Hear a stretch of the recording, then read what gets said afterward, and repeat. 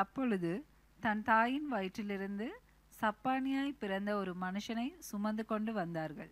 தேவாலயத்திலே பிரவேசிக்கிறவர்களிடத்தில் பிச்சை கேட்கும்படி நாடோறும் அலங்கார வாசல் எண்ணப்பட்ட தேவாலய வாசலண்டையிலே வைப்பார்கள். தேவாலயத்திலே பிரவேசிக்க போகிற பேதுருவையும் யோவானையும் அவன் கண்டு பிச்சை கேட்டான். பேதுருவும் யோவானும் அவனை உற்று பார்த்து, எங்களை நோக்கி பார் என்றார்கள். அவன் அவர்களிடத்தில் ஏதாகிலும் கிடைக்கும் என்று எண்ணி அவர்களை நோக்கி பார்த்தான். அப்பொழுது பேதுரு, வெள்ளியும் பொன்னும் என்னிடத்தில் இல்லை, என்னிடத்தில் உள்ளதை உனக்கு தருகிறேன். நசரேயனாகிய இயேசு கிறிஸ்துவின் நாமத்தினாலே நீ எழுந்து நட என்று சொல்லி வலது கையினால் அவனை பிடித்து தூக்கிவிட்டான்.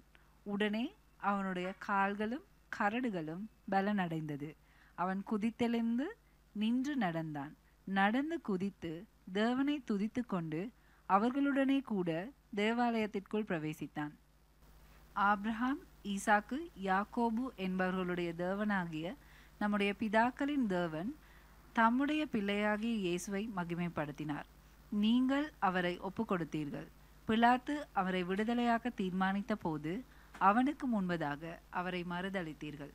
பரிசுத்தமும் நீதியும் உள்ளவரை நீங்கள் மறுதளித்து கொலை பாதகனை உங்களுக்காக விடுதலை பண்ண வேண்டும் என்று கேட்டு ஜீவாதிபதியை கொலை செய்தீர்கள். அவரை தேவன் மரித்தோரிலிருந்து எழுப்பினார். அதற்கு நாங்கள் சாட்சிகளாயிருக்கிறோம். அவருடைய நாமத்தை பற்றும் விசுவாசத்தினால் அவருடைய நாமமே நீங்கள் பார்த்து அறிந்திருக்கிற இவனை பலப்படுத்தினது. அவரால் உண்டாகிய விசுவாசம் உங்கள் எல்லாருக்கும் முன்பதாக இந்த சர்வாங்க சுகத்தை இவனுக்கு கொடுத்தது. சகோதரரே, நீங்கள் உங்கள் அதிகாரிகளும் அறியாமையினாலே இதை செய்தீர்கள் என்று அறிந்திருக்கிறேன். கிறிஸ்து பாடுபட வேண்டுமென்று தேவன் தம்முடைய தீர்க்கதரிசிகள் எல்லாருடைய வாக்கிலும் முன்னறிவித்தவைகளை இவ்விதமாய் நிறைவேற்றினார். ஆனபடியினால் கர்த்தருடைய சன்னிதானத்திலிருந்து இளைப்பாறுதலின் காலங்கள் வரும்படிக்கும் முன்னே குறிக்கப்பட்ட இயேசு கிறிஸ்துவை அவர் உங்களிடத்தில் அனுப்பும்படிக்கும் உங்கள் பாவங்கள் நிவிர்த்தி செய்யப்படும் பொருட்டு நீங்கள் மனம் திரும்பி குணப்படுங்கள். உலகத் தோற்றம் முதல் தேவன் தம்முடைய பரிசுத்த தீர்க்கதரிசிகள் எல்லாருடைய வாக்கிலும் உரைத்தவைகள் எல்லாம் நிறைவேறி தீரும் காலங்கள் வருமளவும் பரலோகம் அவரை ஏற்றுக்கொள்ள வேண்டும். மோசே பிதாக்களை நோக்கி, நீங்கள் தேவனாகிய கர்த்தர் என்னை போல ஒரு தீர்க்கதரிசியை உங்களுக்காக சகோதரரிலிருந்து எழும்ப பண்ணுவார். அவர் உங்களுக்கு சொல்லும் எல்லாவற்றிலும் அவர்களுக்கு செவி கொடுப்பீர்களாக. அந்த தீர்க்கதரிசியின் சொற்கேளாதவன் எவனோ அவன் ஜனத்தில் இராதபடிக்கு நிர்மூலமாக்கப்படுவான். ரைட். அதாவது ஒவ்வொரு அற்புதம் எங்கேயாவது ஒரு அற்புதம், அதாவது கிறிஸ்தவ கூட்டங்களில் அற்புதம் நடைபெற்றால் அந்த இடத்தில் இயேசு கட்டாயமாக உயர்த்தப்பட வேண்டும். அதான் முதலாவது விஷயம். இந்த இடத்தில் பேதுருவும் யோவானும் சொல்லுகிறார்கள், நாங்கள் பேசுவது எங்களுடைய வல்லமையினால் அல்ல, எங்களுக்கு உனக்கு ஒன்றும் செய்ய முடியாது இல்லை, எங்களிடம் பொண்ணோ பணமோ எங்களிடம் இல்லை, எங்களிடம் ஒன்றுமே இல்லை, ஆனால் எங்களிடத்தில் இருக்கிறதை நான் உங்களுக்கு தருகிறேன். என்னது எங்களிடத்தில் இருக்கிறது? இயேசுவின் நாமம் எங்களிடத்தில் இருக்கிறது. அந்த நாமத்தை நிமித்தம் நீ எழுந்து நட என்று சொல்லுகிறார்கள். இயேசுவை அவர்கள் அந்த இடத்தில் உயர்த்துகிறார்கள். அது மாத்திரமல்ல, நீங்க திரும்பி எடுத்து பாருங்க, 16வது வசனத்தை எடுத்து பாருங்க. 16ஆம் வசனத்தில் என்ன சொல்லுது?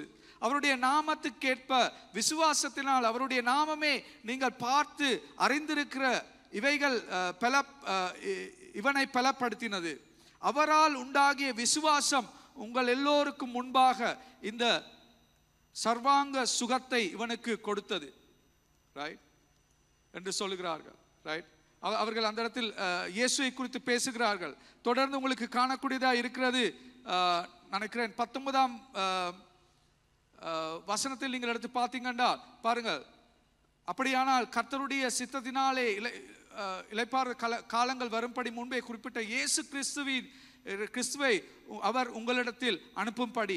எல்லா இடத்திலையும் மீண்டும் மீண்டும் இயேசு கிறிஸ்துவை அவர்கள் உயர்த்துவதை எங்களுக்கு காணக்கூடியதாக இருக்கிறது. மனிதர்கள் அவர்களிடத்தில் வந்து இவர்கள் செய்த அற்புதத்தின் நிமித்தம் இவர்களை உயர்த்த போகிற பொழுது, எங்களை உயர்த்த வேண்டாம், நாங்கள் சாதாரண மனிதர்கள், இதற்கும் இந்த அற்புதத்தை செய்வதற்கு எங்களுக்கு வல்லமை இல்லை, ஆனால் இதை செய்தது இயேசு என்று இயேசுவுக்கு அவர்கள் இடம் கொடுப்பதை, இயேசுவை குறித்து போதிப்பதை எங்களுக்கு காணக்கூடியதாக இருக்கிறது. அப்படி என்றால் ஒவ்வொரு இடத்திலும் அற்புதம் நடக்கிற பொழுது அந்த அற்புதம் முதலாவது மேல் நோக்கி திசையை காண்பிக்க வேண்டியதாக இருக்கிறது. மேல் நோக்கிய திசை காண்பிக்கிறது என்று சொல்லுகிற பொழுது அது இயேசுவை உயர்த்துகிற ஒரு விடயமாக இருக்க வேண்டும். ஒவ்வொரு அற்புதங்களும் இயேசுவை உயர்த்துகிற விடயமாக இருக்க வேண்டும். ஒரு மனிதர்கள் அந்த இடத்தில் உயர முடியாது. ஆனால் இன்று நாங்கள் பார்க்கிறோம், இன்று எங்களுக்கு காணக்கூடிய இருக்கிற விஷயம் ஏன் இது முக்கியமாக இருக்கு என்று நாங்கள் பார்த்தோம்டா, இன்றைக்கு நாங்கள் அற்புதங்கள் நடைபெறுகிற பொழுது இயேசுவின் நாமத்தை விட மனிதர்களின் நாமம் உயர்த்தப்படுகிற ஒரு காலகட்டத்தில் நாங்கள் வாழ்ந்து கொண்டிருக்கிறோம். சிலர் இன்று சொல்லுகிறது அந்த பாஸ்டர் கிருபையில நான் நல்லா வாழ்ந்துட்டு இருக்கிறேன் என்று சிலர் இன்றைக்கு சொல்ற அளவுக்கு வந்துட்டாங்க. அந்த பாஸ்டர் கிருபையில நான் நல்லா இருக்கிறேன். என் அப்பா அந்த பாஸ்டர் அவருடைய கிருபையில இன்றைக்கு நான் நல்லா இருக்கிறேன் சொல்ற அளவுக்கு வந்துட்டாங்க. பயங்கரமான காலம், பயங்கரமான காலகட்டம். அற்புதங்கள் என்று மனிதர்கள் அவர்கள் தங்களை உயர்த்துவதற்காக பாவித்துக் கொண்டிருக்கிற ஒரு காலத்தில் நாங்கள் வாழ்ந்து கொண்டிருக்கிறோம். ஆனால் முதலாவது சபை, முதலாவது அற்புதம் யார் உயர்த்தப்பட்டது? இயேசு உயர்த்தப்பட்டார்.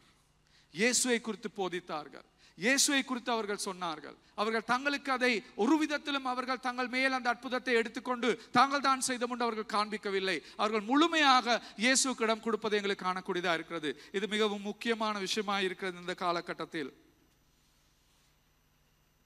இரண்டாவது விஷயம் அற்புதத்தில் நாங்கள் காண்றது, நான் சொன்னேன் இரண்டாவது விஷயம் என்னவென்றால் இது பாயிண்ட் ஃபார்வர்ட். அது எங்களுக்கு முன்னோக்கி காண்பிக்கிற ஒரு விஷயமா இருக்கிறது. 8வது வார்த்தையை எடுத்து வாசிப்போம். நாங்கள் 8வது வசனத்தை வாசிங்க. 8. அவன் குதித்தெழுந்து நின்று நடந்தான். நடந்து குதித்து தேவனை துதித்து கொண்டு அவர்களுடனே கூட தேவாலயத்துக்குள் பிரவேசித்தான்.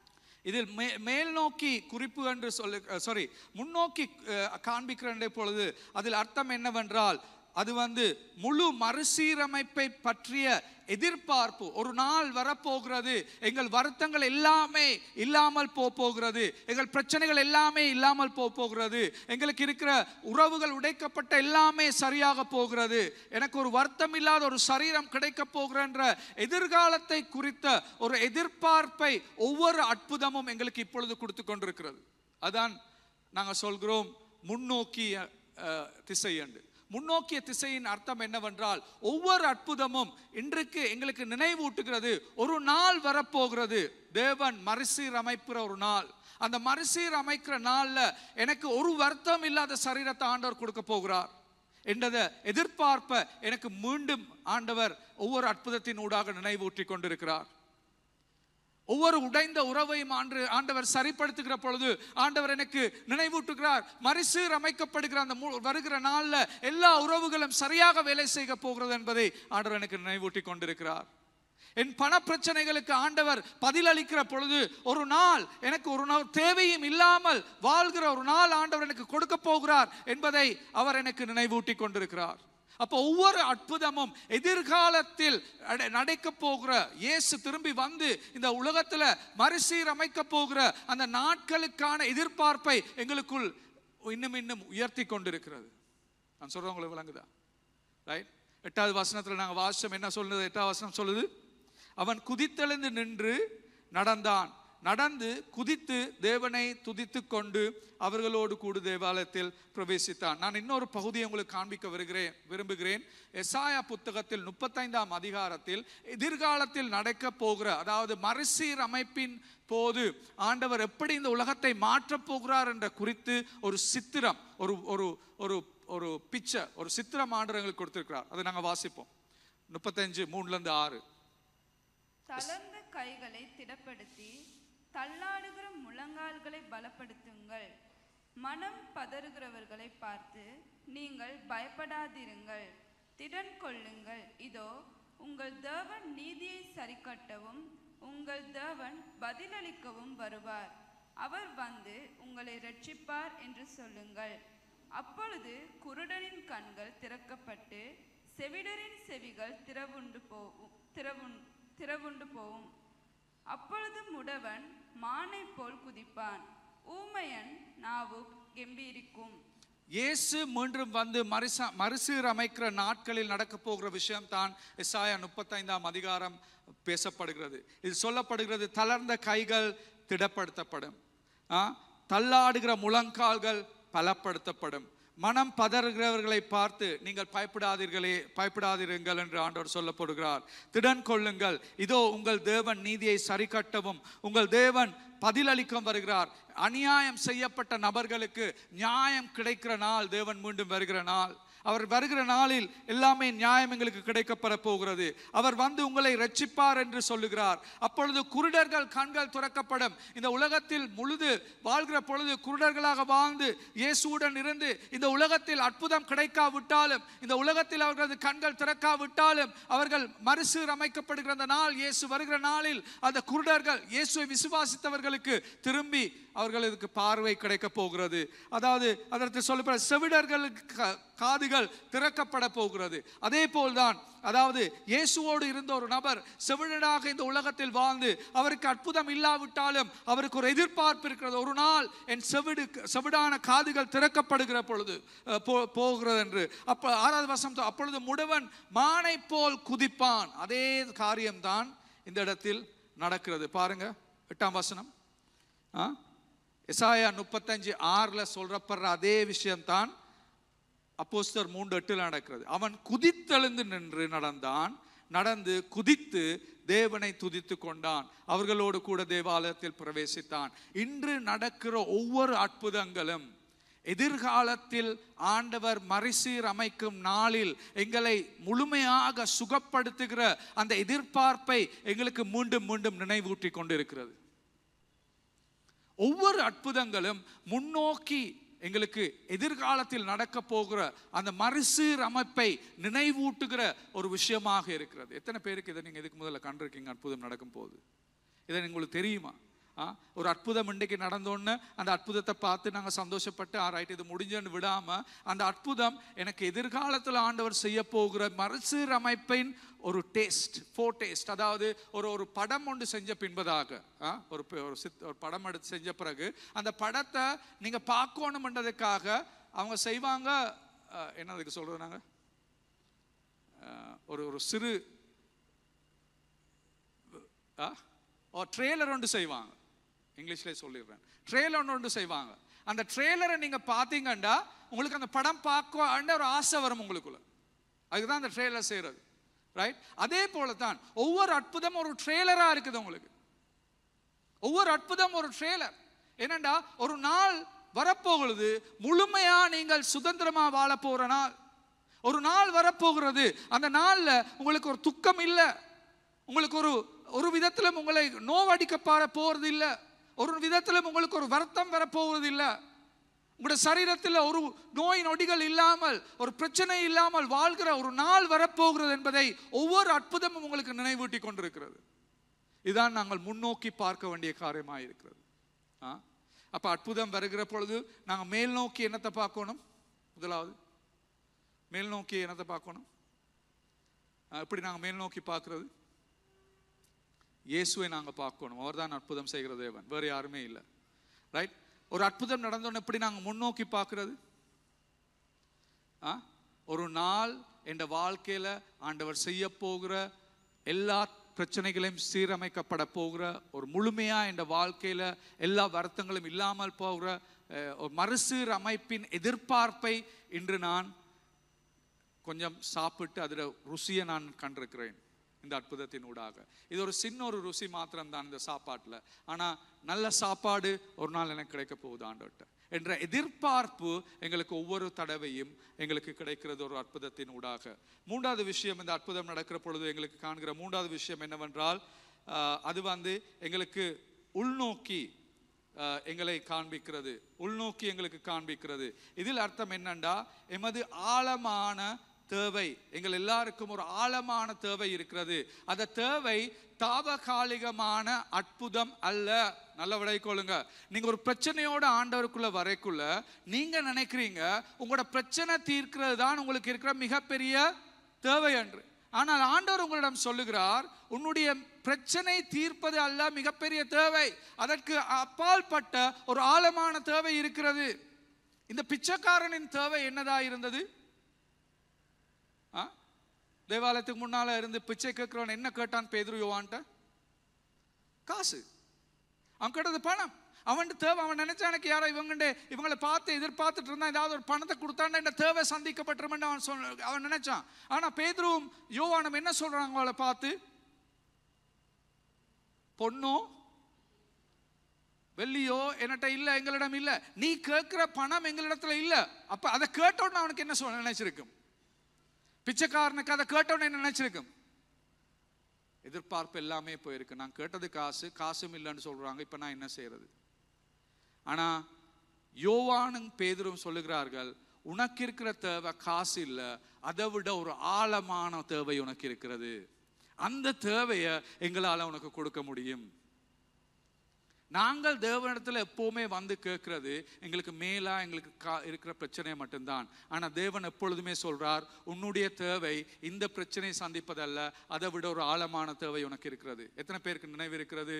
அந்த இன்னும் ஒரு நடக்க முடியாத ஒரு நபரை 4 நண்பர்கள் ஒன்று சேர்ந்து கொண்டு வருகிறார்கள் இயேசுவிடத்தில் சுகப்படுத்துவதற்காக. நினைவு இருக்கா உங்களுக்கு? கொண்டு வரைக்குள்ள இயேசு ஒரு வீட்டுக்குள்ள போதனை செய்து கொண்டிருக்கிறார். வீட்டுக்குள்ள கூட போக முடியாது, சனம் அதிகமா இருக்கிற ஒரு நேரம். அந்த வீட்டுக்குள்ள போகிறதுக்கு இடம் இல்லாத நேரத்தில் என்ன செய்யறாங்க? 4 பேரும் அவங்க வந்து அந்த வீட்டுட கூரையில ஏறி கூரையை பிரிச்சு கூரைக்கு நடுவால அந்த வருத்தப்பட்ட நபரை கீழே கொண்டு வர்றாங்க. கொண்டு வந்த நேரத்தில் வந்து இயேசுக்கு முன்னால கொண்டரைக்குள்ள இயேசு என்ன சொல்றாரு அவனை பார்த்து? உன் பாவங்கள் மன்னிக்கப்பட்டது. இந்த 4 பேரும் இவ்வளவு கஷ்டப்பட்டு இந்த நடக்க முடியாத நபரை தூக்கி அந்த கூரைக்கு மேல ஏறி கூரையை பிரிச்சு கீழே ரக்கினது என்னத்துக்காக? அவனை நடக்கிறதுக்காக, ஆண்டவர் சுகப்படுத்தணும் தான் அவர்கள் அதை எல்லாமே செய்தார்கள். ஆனால் இதெல்லாம் செய்த பின்பதாக இயேசு அவனை பார்த்து சொல்லுகிறார், உன்னுடைய பாவம் மன்னிக்கப்பட்டது. நீங்களும் இயேசுகிட்ட வந்து சொல்றீங்க, ஆண்டவரே எனக்கு இவ்வளவு பெரிய பண பிரச்சனை இருக்குது, எனக்கு இந்த பண பிரச்சனைக்கு உதவி செய்றீங்களா ஆண்டவர் என்று கேட்கக்குள்ள ஆண்டவர் உங்களை பார்த்து சொல்றார், உன்னுடைய பாவம் மன்னிக்கப்பட்டது. நீங்க வந்து சொல்றீங்க, ஆண்டவரே எனக்கு ஒரு கேன்சர் வருத்தம் ஒன்று இருக்குது, ஆண்டவரே எனக்கு வந்து இதுல இருந்து வெளியில வரணும், எனக்கு இதுக்கு ஒரு நாளும் இது எனக்கு சுகம் கிடைக்கிற விஷயம் கஷ்டமா இருக்குது, அதனால என்ன சுகப்படுத்துங்களே ஆண்டவரே என்று ஆண்டவர்ட்ட வந்து கேட்கும் பொழுது ஆண்டவர் உங்களுக்கு சொல்றார், உன்னுடைய பாவம் மன்னிக்கப்பட்டது. நீங்க வந்து உங்களோட திருமணத்துல பிரிவு ஏற்பட்டு அது வந்து டிவோர்ஸ் என்ற நிலைக்கு போய் இதை சரிப்படுத்த முடியாத என்ற நிலைக்கு வருகிற நேரத்தில் நீங்கள் ஜபிக்கிற பொழுது அந்த நேரத்தில் ஆண்டவர் உங்களுக்கு சொல்லுகிறார், உன்னுடைய பாவம் மன்னிக்கப்பட்டது. என்ன சொல்லுவீங்க? ஆண்டவரே நான் பாவம் மன்னிக்க உங்கள்ட்ட கேட்கல, ஆண்டவரே நான் உங்கள்ட்ட கேட்டது என் திருமணத்தை சரி செய்து தாங்க, ஆண்டவரே நான் பாவம் மன்னிக்கட்டு உங்கள்ட்ட கேட்கல, எனக்கு இருக்கிற இந்த கடன் தொல்லையில இருந்து என்ன வெளியில கொண்டு வாங்க, ஆண்டவரே நான் பாவம் மன்னிக்கன்னு நான் உங்கள்ட்ட கேட்கல, எனக்கு இருக்கிற ஆண்டவரே இந்த கேன்சர் நோயை எனக்கு சுகப்படுத்தி தாங்கன்னு தான் நீங்க கேட்பீங்க. ஆனா ஆண்டவருக்கு தெரியும் உங்களுக்கு இருக்கிற ஆழமான தேவை என்னன்று. ஏனென்றால் உங்களுக்கு இன்றைக்கு ஆண்டவர் ஒரு சுகத்தை கொடுத்தால், சரீர சுகத்தை கொடுத்தால், நீங்க நினைக்கிறீங்க என் வாழ்க்கையில எல்லா பிரச்சனையும் முடிஞ்சு எனக்கு சந்தோஷமா வாழ முடியும் என்று. ஆனால் இல்லை, நாளை உங்களோட வாழ்க்கையில மீண்டும் பிரச்சனைக்கு நீங்க முகம் கொடுக்கணும். உங்களோட வாழ்க்கையில பாவம் இருக்கிற அளவுக்கு உங்களோட வாழ்க்கையில பிரச்சனை இருக்க போகிறது. இன்றைக்கு உங்களோட பண பிரச்சனையை நீங்க தீர்த்தா நீங்க நினைக்கிறீங்க என் எல்லா பிரச்சனையும் முடிஞ்சது, என்ன சந்தோஷமா வாழ முடியும் என்று. ஆனா நாளை உங்களுக்கு திரும்பியும் இன்னொரு பிரச்சனைக்கு நீங்க முகம் கொடுக்க போறீங்க என்ற உங்களோட ஆழமான தேவை வந்து உங்களோட பாவம் மன்னிக்கப்பட வேண்டும். இன்று உங்கள் உறவு மறுசீரமைக்கப்பட்டா சந்தோஷமா குடும்பம் ஒன்று சேர்ந்துட்டு நீங்க சந்தோஷப்பட்டு நினைக்கலாம், இனி எனக்கு ஒரு பிரச்சனையும் வரப்போற இல்லைன்னு. இல்ல, மீண்டும் உறவுக்குள் பிரச்சனை வரப்போகிறது உங்களுடைய பாவம் மன்னிக்கப்படாவிட்டால். ஒவ்வொரு அற்புதத்துக்கும் நாங்கள் ஆண்டவர் முன்னிலை வருகிற பொழுது அதை விட ஒரு ஆழமான தேவை எங்கள் வாழ்க்கையில் இருக்கிறது. அதை தேவன் காண்கிறார். நல்ல நினைவு வச்சுக்கொள்ளுங்க. அவருக்கு தேவை உங்களுடைய இந்த உலகத்து தேவையான அற்புதத்தை செய்வதை விட அவருக்கு தேவை உங்கள் ஆழமான தேவையை சந்திப்பது. அதான் அவருடைய தேவையாய் இருக்கிறது. இன்று இந்த இடத்தில் பலர் உங்களுக்கு உலக தேவைகள் இருக்கிறது, அற்புதங்களை எதிர்பார்த்து கொண்டிருக்கிறீங்க. ஆனா அதை விட ஒரு ஆழமான தேவை உங்களுக்குள் இருக்கிறது. தேவன் அதை காண்கிறார். அவருக்கு வேண்டும் அந்த ஆழமான தேவை உங்களுக்குள் இல்லாமல் ஆப்பதற்கு. நான் சொல்றேன் ஒரு உதாரணத்துக்கு, ரைட்? கடன் எடுத்து இறுகி போயிருக்கிற ஒரு நபர் வந்து ஆண்டவர்கிட்ட கேட்கலாம், ஆண்டவரே என்ன மன்னிச்சிடுங்க, என்ன என்ன என்ன இந்த கடனத்திலிருந்து விடுதலை செய்யுங்கன்னு கேட்கலாம், ரைட்? அப்படி வந்து ஜபிக்கிறவங்க இருக்கிறாங்க. நான் கேட்டிருக்கிறேன் எத்தனை பேர் ஜபிக்கிறது. அந்த நேரத்தில் நான் அவங்களோட ஜபிச்ச பிறகு சில நேரத்தில் அவங்களோட போய் நான் கதைப்பேன், காய்ச்சி கேட்பேன், எவ்வளோ காலமாக கடனில் இருக்கிறீங்கன்னு. 10 வருஷம் 15 வருஷம், ரைட்? அப்போ ஆண்டவர் இன்றைக்கு அந்த கடப்பிரச்சிலேருந்து அவங்கள வெளியில் கொண்டு வந்தாலும் அவங்களோட லைஃப் ஸ்டைல், வாழ்க்கை முறை மாறப்போகிறது இல்லை. பாவம் என்னண்டா, அவங்களோட வாழ்க்கையில் இருக்கிற பாவம் என்னண்டா, தங்களோட தேவைக்கு, அதாவது தாங்கள் உழைப்பதை விட அவங்க வந்து செலவழிச்சுட்டு இருக்கிறாங்க. 30,000 ரூபாய் சம்பளம் என்றா 40,000 ஒவ்வொரு மாசம் செலவழிச்சா ஒவ்வொரு நாளும் கடன்ல தான் இருக்க போறீங்க. ஆண்டவர் இன்றைக்கு உங்களுக்கு அதுக்கு இன்றைக்கு பதில் கொடுத்து உங்களுக்கு உங்களை கடன் பிரச்சனை இல்லாமக்கினாலும் திரும்பி அடுத்த வருஷம் நீங்க கடனுக்கு போதான் போறீங்க. என்ன பிரச்சனை? பிரச்சனை வந்து கடன் நீங்க எடுத்து கடன்ல இருக்கிறது இல்ல, பிரச்சனை உங்களோட லைஃப் ஸ்டைல் உங்களுக்குள்ள. அதாவது இன்னுமே இந்த உலகத்தை கூறிய ஆசைகள் இருக்கிற பொழுது, உலகத்தை விட மற்றவர்களை விட நான் அழகா இருக்கணும், என்ற உறவுகளை விட நான் அழகாக உடுக்க வேண்டும், என்னுடைய பக்கத்து வீட்டார்களை விட நான் அழகாக வாழ வேண்டும் என்று நீங்கள் அவர்களுக்கு காண்பிப்பதற்காக வாழ்க்கை வாழ போனண்டா ஒவ்வொரு நாள் நீங்க கடன்ல தான் இருக்க போறீங்க. அப்ப உங்களோட ஆழமான தேவை கடன் பிரச்சனை தீர்ப்பதா, அல்லது அதற்கு ஆழமான வேர் என்னது? அதில் ஒரு பாவம் இருக்கிறது. உங்களுடைய நீங்கள் யோசிக்கிற சிந்திக்கிற விதம் மாற வேண்டும், உங்களுடைய வாழ்க்கை முறை மாற வேண்டும். தேவன் அதை காண்கிறார். அவர் சொல்லுகிறார், உன் பாவத்தை நான் மன்னிக்கிறேன். நீங்கள் அந்த இடத்தில் நாங்கள் கண்டு கொள்ள வேண்டிய விஷயம், இன்றைக்கு இருக்கிற பிரச்சனைக்கு ஆழமான, அதை விட ஒரு ஆழமான பிரச்சனை எனக்குள்ள இருக்கிறது. ஆண்டவர் அதைத்தான் தீர்க்க முயற்சிக்கிறார் என்பதை நாங்கள் காண வேண்டும். இதுதான் உள்நோக்கி பார்ப்பது. இதுதான் உள்நோக்கி பார்ப்பது.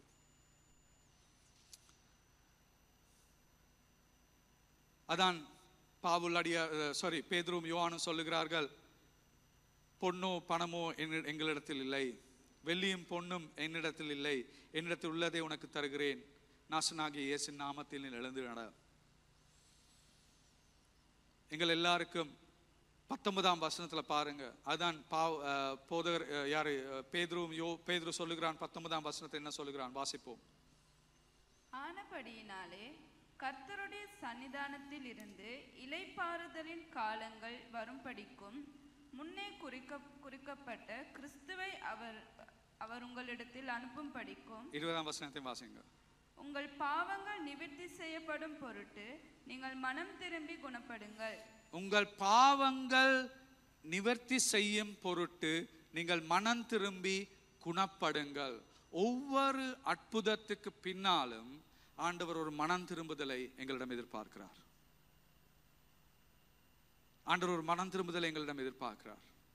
ஒவ்வொரு அற்புதத்துக்கு பின்னாலும் நாங்கள், அதாவது அவர் அற்புதம் செய்து எங்களுடைய தாவகாலிக தேவையை சந்தித்தாலும் எங்கள் இருதயத்துக்குள் ஆழத்தில் இருக்கிற எங்களுடைய பாவங்களை காண்பதற்கும் அந்த பாவங்கள் இருந்து மனம் திரும்புவதற்கும் ஒரு சந்தர்ப்பத்தை ஒவ்வொரு அற்புதமும் எங்களுக்கு கொடுத்து கொண்டிருக்கிறது.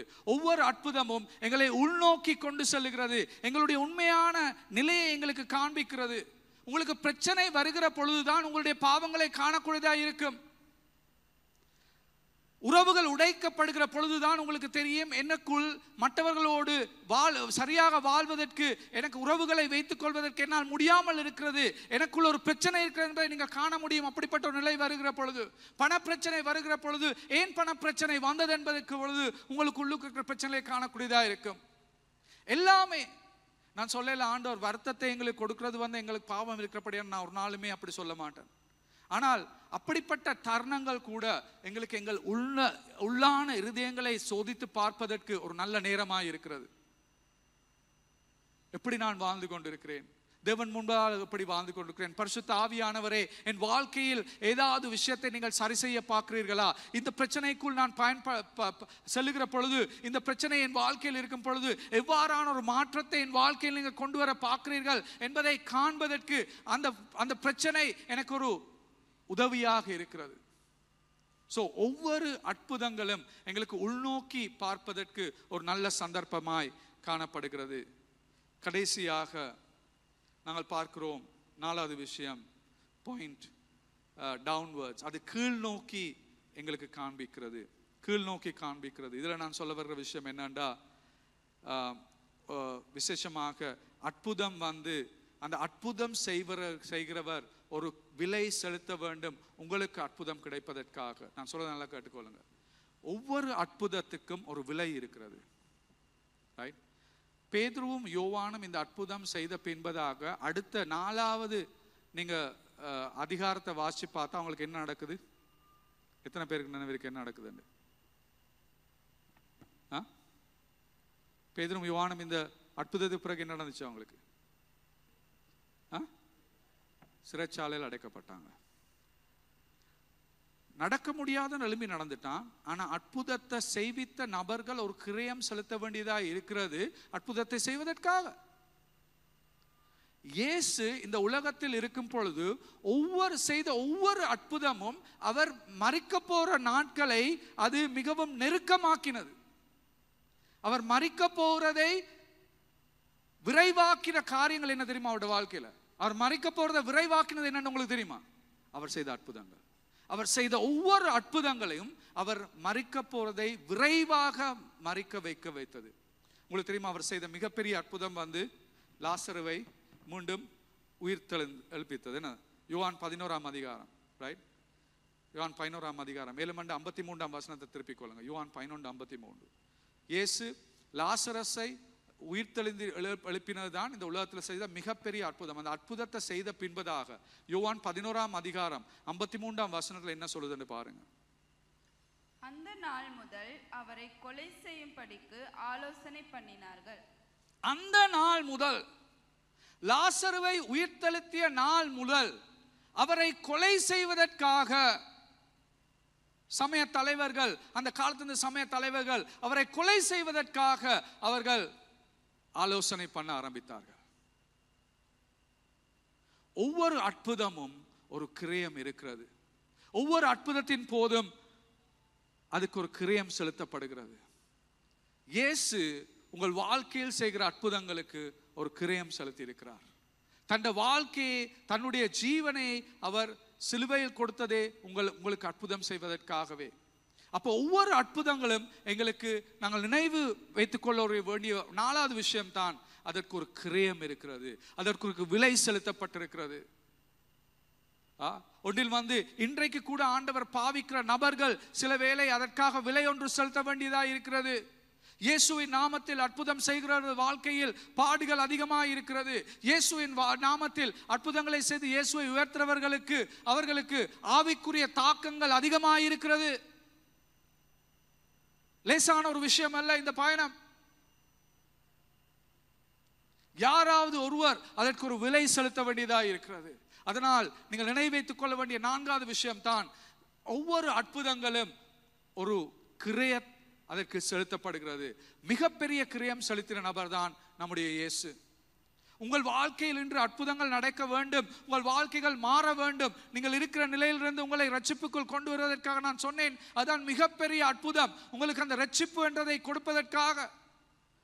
இன்றைக்கு காலையில் நமஸ்கார நேரத்தில் மெரில் எங்களுக்கு நினைவூட்டினார், எப்படி உயரதும் உன்னதமான பரிசுத்தமான தேவனுக்கு முன்னால எங்களுக்கு ஒரு நாளும் கிட்ட நெருங்க முடியாது. எங்கள் பாவத்தின் நிமித்தம், அந்த பாவம் சாபத்தின் நிமித்தம் அவர் கிட்ட எங்களுக்கு நெருங்க முடியாத நேர தருணத்தில் என்ன நடந்தது? தேவன் என்ன செய்கிறார்? தன்னுடைய ஒரே மகனை இந்த உலகத்துக்கு அனுப்பி உங்களுடைய பாவம் என்னுடைய பாவம் எல்லாத்தையும் அவர் மேல போட்டு அந்த பாவத்துக்கு அவர் ஒரு விலை செலுத்துவதற்காக ஒரு பாவம் செய்யாமல் 33 வருடம் அவர் வாழ்ந்தார். எங்களுக்காக பாவம் செய்யாமல் வாழ்ந்தது மாத்திரமல்ல, 33 வருடங்களின் பின்பதாக அவர் வந்து சிலுவையில் உங்கள் பாவத்தை என் பாவத்துக்காக விலை செலுத்துவதற்காக அவர் சிலுவையில் அவர் வந்து அவரை மரிக்க செய்தார்கள். இது எல்லாமே ஒரு விலை. அந்த விலை செலுத்தப்பட்டதுக்கு காரணம் என்ன? 3ஆம் நாள் உயிர்த்தெழுந்தார் இயேசு. 1 கொரிந்தியர் 15ஆம் அதிகாரம் முதல் 5 வசனங்கள் இது சொல்லப்படுகிறது. எங்களுடைய பாவத்தின் நிமித்தம் இயேசு சிலுவையில் அறையப்பட்டு 3ஆம் நாள் உயிர்த்தெழுந்தார் என்று சொல்லப்படுகிறது. இதெல்லாமே உங்களுக்கும் எனக்கும் ரட்சிப்பு என்ற மிகப்பெரிய அற்புதத்தை செய்வதற்காக இயேசு செலுத்திய கிரயம். ஒவ்வொரு நாளும் நினைவு வச்சுக்கொள்ளுங்க, உங்களோட வாழ்க்கையில உங்களுக்கு ஒரு அற்புதம் நடக்குதுண்டா அதுக்கு ஒரு கிரியம் செலுத்தப்படுகிறது, அதுக்கு ஒரு விலை செலுத்தப்படுகிறது. இது ஒரு முக்கியமான விஷயம், இதை நான் காண வேண்டும். ரைட், இயேசு எங்களுக்காக ஒரு கிரியத்தை செலுத்தி கொண்டிருக்கிறார். ரைட், அப்ப நினைவு இருக்குதா? ஒவ்வொரு முறையும் அற்புதம் நடக்கக்குள்ள நீங்க என்ன செய்யணுமாண்டு? ஏன் அற்புதங்கள், ஏன் கர்த்தர் அற்புதங்களை செய்கிறார்? 4 காரியங்களை எங்களுக்கு காண்பிப்பதற்காக. முதலாவது, இயேசுவை நாங்கள் காண வேண்டும், அவரின் நாமத்தில் தான் அற்புதம் நடைபெறுகிறது. மேல் நோக்கி பாருங்கள். 2வது, முன்னோக்கி பாருங்கள். அது முழு மறுசீரமைப்பை பற்றிய எதிர்பார்ப்பை எங்களுக்கு கொடுக்கிறது. ரைட், நாங்கள் பார்த்தோம் எசாயா 35ஆம் அதிகாரத்தில் எப்படி முழு அதிகாரத்தையும் வாசி பாருங்க. ஒரு நாள் தேவன் எங்களை எப்படி மாற்றப் போகிறார், எங்களுக்கு இருக்கிற வருத்தங்கள், எங்களுக்கு இருக்கிற பிரச்சனைகள் எல்லாமே இல்லாமல் போய் ஒரு சந்தோஷமான நாள், வர்ஷிப் டீம் கமாம், ஒரு நாள் வரப்போகிறது என்பதை இந்த அற்புதம் எங்களுக்கு காண்பிக்கிறது. 3வது விஷயம் அதாவது உள்நோக்கி காண்பிக்கிறது. எங்களுடைய ஆழமான தேவையை ஒவ்வொரு அற்புதம் எங்களுக்கு காண்பிக்கிறது. எங்களுடைய ஆழமான தேவை பாவத்திலிருந்து நாங்கள் மன்னிப்பு பெற்றுக்கொள்வதுதான் ஆழமான தேவை. ஒவ்வொரு அற்புதமும் எங்களுக்குள்ள ஆழமான தேவையை எங்களுக்கு காண்பித்து, அந்த ஆழமான தேவை பாவ மன்னிப்பு, நாங்கள் மனம் திரும்புதல், அதற்கு எங்களை கொண்டு செல்லுகிற ஒரு விஷயமா இருக்க வேண்டும். 4வது கீழ் நோக்கி நாங்கள் பார்க்க வேண்டும். அதுதான் ஒவ்வொரு அற்புதங்களுக்கும் ஒரு கிரயம் செலுத்தப்படுகிறது, விலை செலுத்தப்படுகிறது. நாங்கள் பார்க்கிறோம், இயேசு உங்களுக்கும் எனக்கும் மிகப்பெரிய அற்புதத்தை செய்வதற்காக சிலுவையில் தன்னுடைய உயிரை, தன்னுடைய ஜீவனை அவர் கொடுக்கிறார். உங்களுக்கும் எனக்கும் அற்புதம் செய்வதற்காகவே அந்த விலை அவர் செலுத்தினார் என்பதை எங்களுக்கு காணக்கூடியதாக இருக்கிறது. இந்த காலை நேரத்தில் எத்தனை பேருடைய வாழ்க்கையில் உங்களுக்கு ஒரு பிரச்சனையோட ஒரு தேவையோடு நீங்கள் இன்றைக்கு வந்திருக்கிறீங்க, உங்களோட வாழ்க்கையில் ஒரு அற்புதம் தேவை என்று சொல்கிறாக்க கை வைத்து காண்பீங்க. எனக்கு ஒரு அற்புதம் தேவை, என் வாழ்க்கையில் ஒரு பிரச்சனை இருக்கிறது. முன்னால வாங்க, முன்னால வாங்க.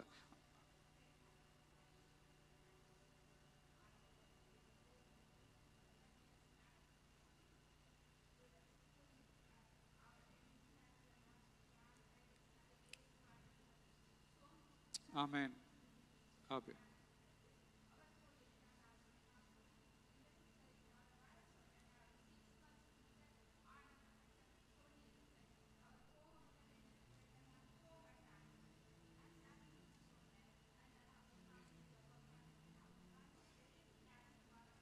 ஆமென். நாங்கள் ஜெபிப்போம். முன்னால் யாராவது தேவை இருந்தாண்டா, அற்புத ஒரு தேவை இருந்தாண்டா முன்னால் வாங்க. உங்களோட வாழ்க்கையில் ஒரு அற்புதம், ஏதாவது ஒரு விஷயத்துக்காக எனக்கு ஆண்டவர் பதில் தேவை என்று சொல்கிறேன்டா முன்னால் வாங்க. உங்களுக்காக நாங்கள் ஜெபிக்க போகிறோம், உங்களுக்காக ஜெபிக்க போகிறோம். இப்போ உங்களுக்கு அற்புதத்தை குறித்த ஒரு புதிய கண்ணோட்டத்தோடு முன்னால் வாங்க. ஆண்டவருக்கு முன்னால் எல்லாரும் எழுந்து நிற்போம். எல்லாரும் யாருக்காவது தேவை இருந்தால் முன்னால் வாங்க. இல்லாட்டி வர தேவையில்லை, ஆனால் உங்களுக்கு ஒரு அற்புதம் தேவை, உங்களோட வாழ்க்கையில் ஒரு அற்புதம் தேவை என்றால் மிக விரைவாக முன்னால் வாங்க. Hallelujah. நன்றி இயேசுவே. Shall we sing something? Hallelujah. நம்முடைய தலைவர்கள் இந்த நேரத்துக்கு முன்னால் ஜெபிக்கும்படி நான் கேட்டுக்கொள்கிறவர்களுக்கு முன்னால் இருக்கிறார்கள். ஜெபிங்க. ஒவ்வொருத்தருடைய தேவைகளை கேட்டு, அவங்களோட பிரச்சனையை கேட்டுட்டு ஜெபிங்க. ஆண்டவர் இன்றைக்கு பதில் கொடுக்கணும் ஒவ்வொரு தேவைகளுக்கும். Hallelujah.